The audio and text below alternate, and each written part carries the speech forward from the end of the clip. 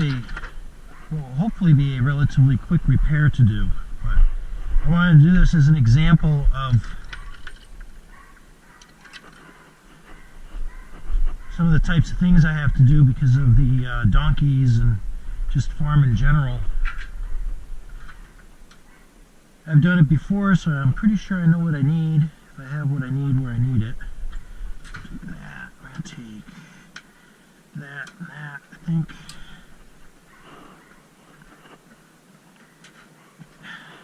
And this is a repair on the donkey's electric fence. Because I noticed the other day at one of the junctions they had pulled it out. So, let's hope this goes quick. For the record, it's Monday, September 14th. And it's probably about 5:30, 6 o'clock. Very windy today. So this is going to be on the far side.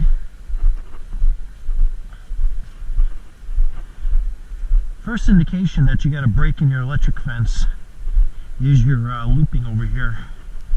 See how it's kind of all loose?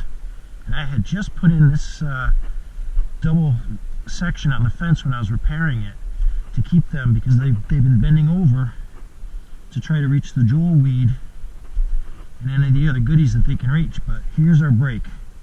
So this is a junction, and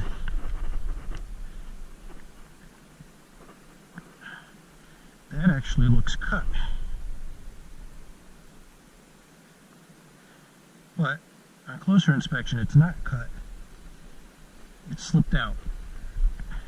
So, first thing you do is you take this little flathead screw.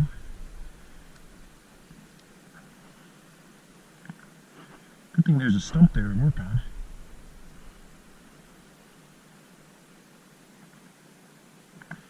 Now normally I'd say if you're working with an electric fence, obviously your first step is you want to unplug the electric fence, but that's really not an option here because, well, the fence isn't working. Or if it is, it's very, very mild.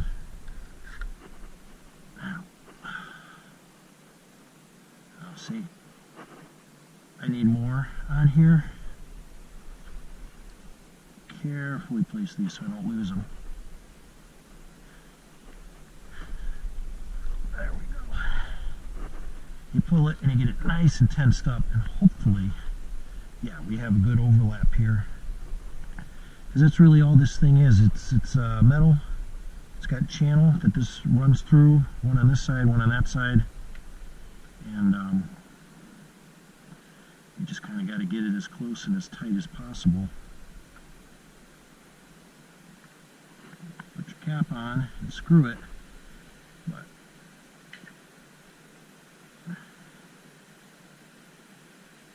kind of got to work it together.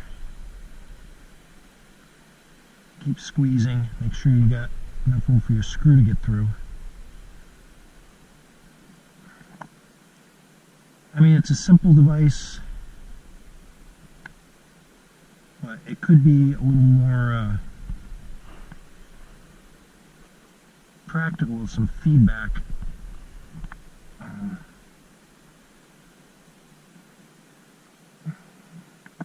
Because you got to hold too many pieces together while you're trying to get this going.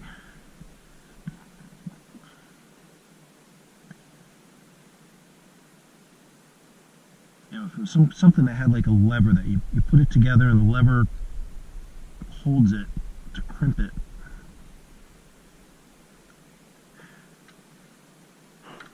I know, Al. This is what happens when your kids pull too hard on my fencing, you know. Alright, I'm going to try a different technique here. And then get the screw in and get it started. That way at least I know it's grabbing.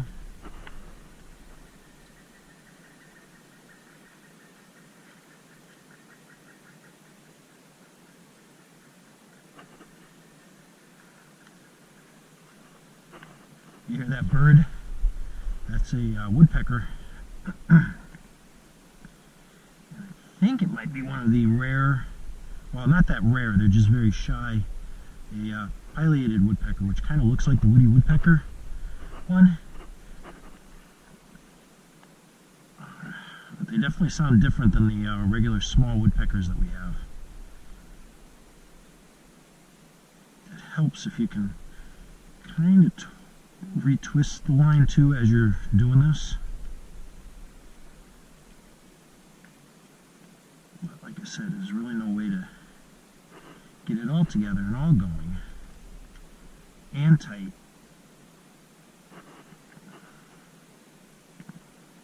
So I'm just kind of pulling this as tight as I can and trying to hold both ends and the thing to keep it from pulling apart.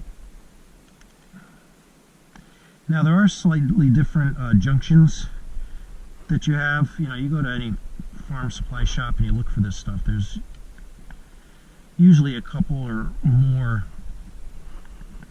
types to pick from. And they have their advantages. Some of them have channels that it loops back around on itself to kind of make it a little easier to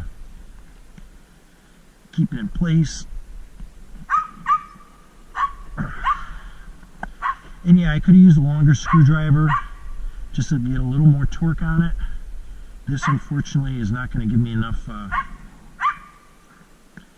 space to really tie this, because this is like a it's like a polyester rope.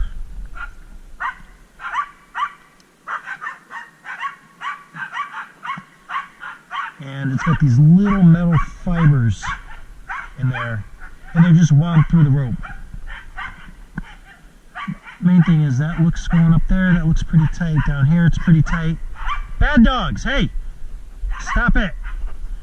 Alright, but at least that's together now, so we have a circuit again. Whole fence goes around. I actually used to have a gap for the chicken coop, but I went around and stapled these insulators. So you have metal T-posts. These are insulator caps that the fence runs through. They have pieces that go on trees, so you can keep the line away from the tree, because it will arc to the tree. There's moisture in trees, so if it gets too close, it will arc to that. Teddy, calm down. Hey, hey, little crazy boy. Shh, stop that. And I use those basically the same type of insulators on the building to keep it away, up over the door. I did run it down under the window, just in case a bear or even a coyote tries to maybe scratch at the window. Maybe it'll get zapped. Anyway, that's a relatively quick and painless electric fence repair. I got my headband gear on. I don't know how this is going to come out. I hope I had it at the right angle. But just figured I'd do a quick update on one of the more typical types of things I have to do on a semi-regular basis around here.